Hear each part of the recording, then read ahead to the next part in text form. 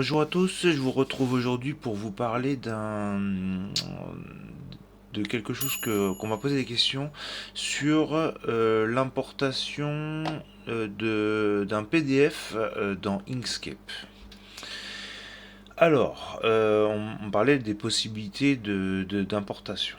Donc effectivement, importer un PDF par Inkscape, c'est faisable, mais en fait, ça a exactement le même problème que quand on importe une image. Je vous explique. Dans Inkscape, on a la possibilité d'exporter en PDF, en PNG, en plusieurs formats.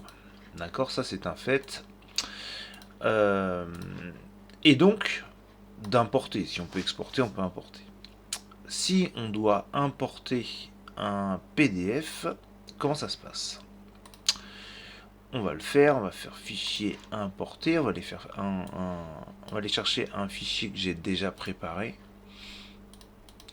Et donc, voilà, j'ai préparé deux fichiers, un bon, un mauvais, même si le bon en plus il n'est pas totalement bon, mais je vais vous expliquer tout à l'heure. Et donc, quand on importe un fichier, on va commencer par le mauvais. On importe, on fait ouvrir, on a une petite fenêtre qui arrive et qui nous dit que ça va nous importer ça. S'il y a plusieurs pages dans le PDF, ça va mettre à 1, 2, 3, 4, 5, etc. etc. D'accord? Là, actuellement, en regardant rapidement, on voit que il s'avère que ce serait une image qu'on va importer. Parce qu'un PDF est une image, ça va dépendre aussi de la qualité avec laquelle on a créé ce PDF, et on va en parler tout à l'heure. Et donc là, on a juste à faire OK en fait, on va importer. Et du coup, dans le... Comment ça se passe? On avait notre calque 1. Et bien là, dans notre importation, ça se matérialise comme ça me crée un nouveau calque appelé 1. Si je le déplie, qu'est-ce qui se passe? Je vois que j'ai une image.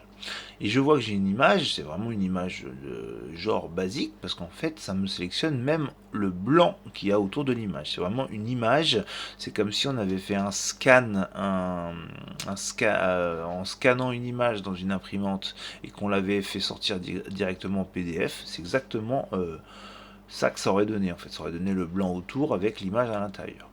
Et donc, effectivement, quand on regarde, eh ben, la qualité, en fait, elle est de la qualité de l'image que l'on a transformé en PDF. Je reviens en arrière pour supprimer pardon, pour supprimer mon calque. Alors, j'annule tout ce que j'avais fait précédemment. Voilà. Donc là, je reviens sans l'importation de cette fameuse mauvaise image. Maintenant, je vais faire une nouvelle importation. Et cette fois-ci, je ne vais pas prendre le mauvais, mais je vais prendre le bon. Et après, je vous expliquerai comment la différence entre le bon et le mauvais. C'est la même chose. Comment dirais-je, la fenêtre qui nous propose, c'est la même chose, mais déjà, on peut remarquer qu'il n'y a plus le blanc autour. C'est-à-dire qu'il vient vraiment autour de l'image. Je fais OK, ça me fait la même chose. Ça va me créer un calque 1. Mais cette fois-ci, il y a des choses dedans. Même des choses que j'ai pas demandé en créant le PDF, mais voilà, il y a des choses. On se retrouve avec une image qui est partie basse. Je n'ai rien demandé à cette image-là, mais on va voir tout à l'heure. Donc je peux la supprimer. Et là-dedans, on va voir des choses.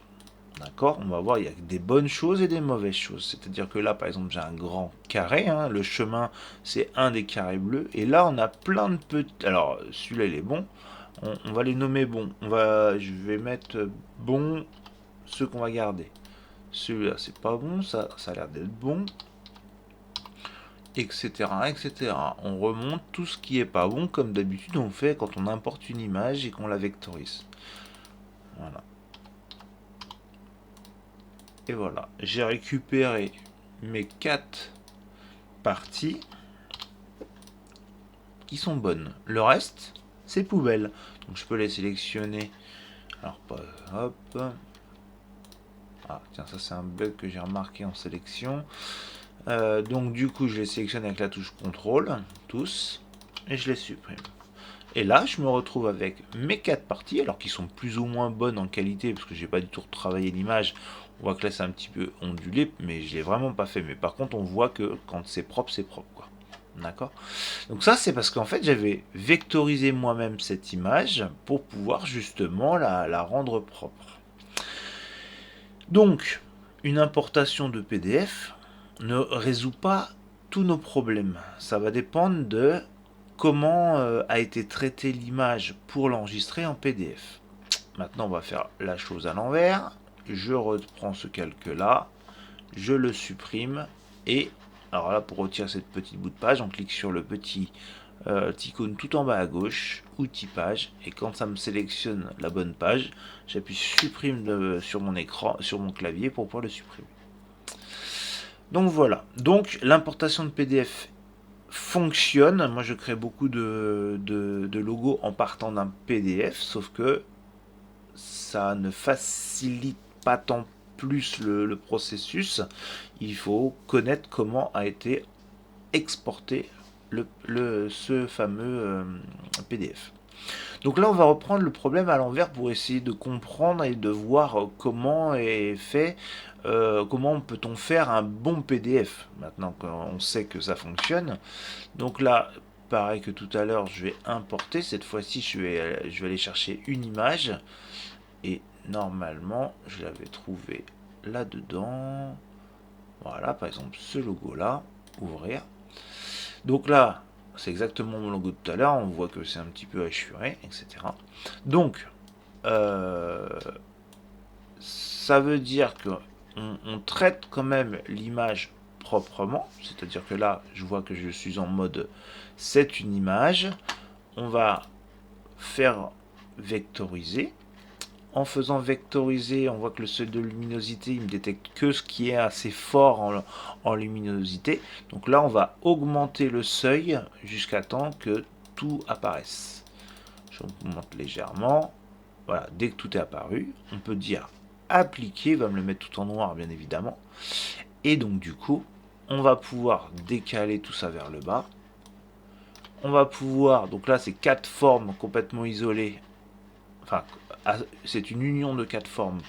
Ce qu'on va pouvoir faire, c'est qu'on va faire chemin séparé pour pouvoir séparer toutes ces formes-là. Et vous voyez déjà, là, on se retrouve avec les mêmes choses qu'on avait au premier coup. C'est-à-dire, là, j'ai des formes complètes que je peux appeler, je vais appeler bas droit, bas gauche. Là, tout ça, c'est des formes que, comme tout à l'heure, qui avaient été créées, qui sont pas terribles. Donc, je pense que les formes sont tout en bas. Au gauche, au droit. Si on part de ce postulat, on sélectionne tout ce qui est pas bon, le reste. Voilà, et on supprime. On part avec vraiment nos 4 formes que l'on voulait dès le départ. Et cette fois-ci, on va leur remettre une couleur. C'est-à-dire que bas droit, je prends la petite pipette, je vais ici. Bas gauche, la petite pipette. Alors après on choisit.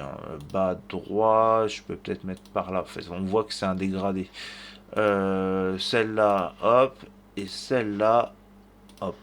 Voilà. Je me retrouve avec mes 4 couleurs. Mais quand on va zoomer dedans, on voit que bah, c'est pas terrible, terrible, terrible. Donc ce que l'on peut faire, c'est que zone par zone, je vais l'agrandir comme ça, qu'on voit toutes les vagues. Ce que l'on peut faire ici, on peut aller dans chemin. Et on peut lui dire simplifier en fait ça. Alors si je me mets en point, vous allez mieux voir. Voilà, vous voyez, on voit tout un tas de points, ça veut dire que c'est des changements de direction. Donc si on fait comme ça et que je me mets dans chemin simplifié, ça va réduire drastiquement le nombre de points. D'accord. Et c'est beaucoup plus propre. On fait pareil ici. Chemin simplifié, voilà, et on voit beaucoup le nombre de points diminuer, ça c'est très bien. Simplifié.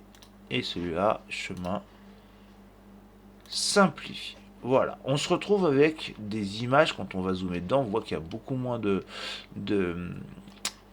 changement de direction et déjà ça sera beaucoup plus propre. Là on voit qu'il y a encore des petites choses que l'on peut corriger, mais bon, on voit que quand même c'est beaucoup plus propre. Bon, je vais pas aller dans le détail. Vous voyez, par exemple ici, on voit que il y a vraiment des grands changements de direction, donc on peut essayer de corriger tout ça. Mais en tout cas, on voit que c'est beaucoup plus propre. Vous voyez, ici, là, on le voit que ça casse un petit peu. Voilà, bon, ouais, je vais pas rentrer dans le détail. En tout cas, une fois que j'ai ça, je peux lui dire, pour travailler là-dessus, ou envoyer ça à quelqu'un pour qu'elle puisse l'importer dans Inkscape de façon propre. On va sélectionner ces formes et on va faire fichier exporter. Et attention, quand on fait exporter, on fait attention où est-ce qu'on se trouve. Par exemple, là, on va prendre sélection. Et là, il y a aussi autre chose à faire parce que là, il va mettre les fonds, le fond gris, fond blanc ici. Donc là, on fait seulement les objets sélectionnés. Je vais le mettre au même endroit que les autres, sauf que je vais l'appeler ultra bon. Ultra bon. Comme ça pour le différencier. Par contre, mince, c'est en PDF que je le voulais. En PDF. Voilà, sélection, tac, tac, tac, tac, exporter. Ok, ça c'est fait. Je ferme tout ça. J'ouvre un nouveau Inkscape et on va essayer d'importer ce fichier ultra bon. Je fais fichier importer. Je vais le rechercher où est-ce qu'il était. Est-ce qu'il me l'a mis là-dedans? Non. Alors, on va aller le chercher. Utilisateur. Voilà. Ultra bon. D'accord, je le sélectionne. Je fais ouvrir. Il me dit, comme tout à l'heure, on fait OK. Et cette fois-ci, on a notre petit calque 1 avec 1, 2, 3, 4. Et si on zoome, on est bon. Bon, comme on l'avait enregistré. Donc voilà, je voulais faire un petit point justement par rapport à ça, cet importé PDF, que je me sers beaucoup moi dans mes créations, mais effectivement, quand les fichiers ont été enregistrés proprement, et puis ben c'est quand même beaucoup plus facile pour travailler, parce qu'on a déjà nos chemins, mais en fait ça retire pas le travail d'une image. Voilà pour cette petite vidéo explicative, je vous dis à bientôt. Au revoir.